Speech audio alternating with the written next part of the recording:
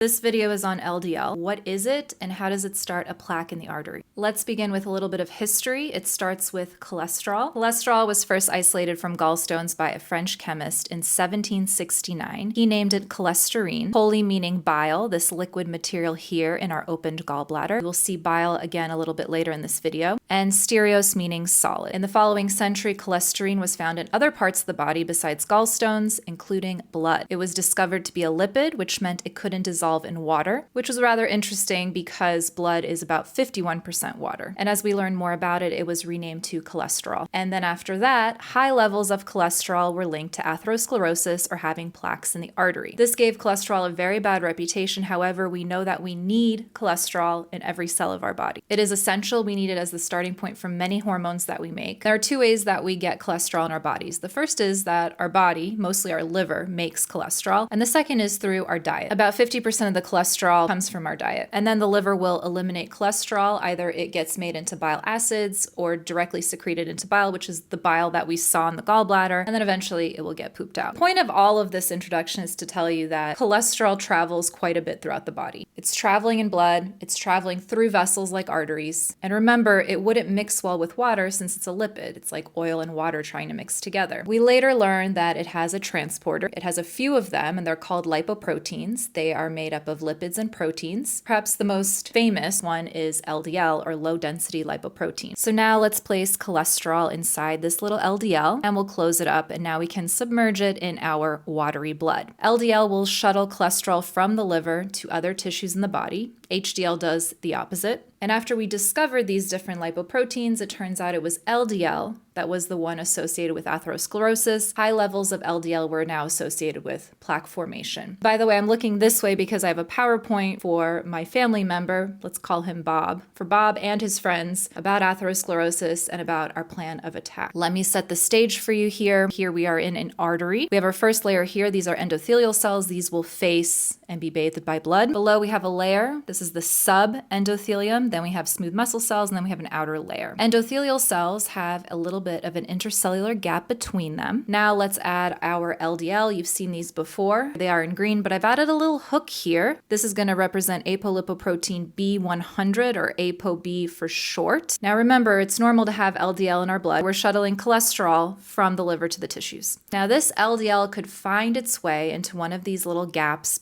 between the endothelial cells, and it could bury itself in here. This is the start of the problem, but it's not the whole problem. LDL, especially with this little hook, it'll wedge itself in here. And then the problem starts when it becomes oxidized. And the way I think about oxidation, or the way I'm going to tell Bob about oxidation, is if you took an apple and you sliced it and you left it out, the apple slice turns brown. So in a similar way, the LDL will get oxidized by different types of stressors. And when it becomes oxidized or brown here, it will call over more LDLs, and then those will oxidize. But the healthy cells that are around, the healthy nearby endothelial cells, will summon the immune system, and that will start with this big cell over here. This is the monocyte. It will get recruited to the site of all these oxidized LDLs, becomes a macrophage at that point, or big eater, and it's going to come in and it's going to try to chew up all of these oxidized LDLs. If these macrophages overeat or eat too many of these LDLs, they kind of blow up and become these bubbly cells called foam cells. And if you get a few of these foam cells together, they start like merging together, and this becomes the start or the inner core of a plaque. There's more to come. This video is already long enough. I'll leave you with that. Let me know if you have any questions.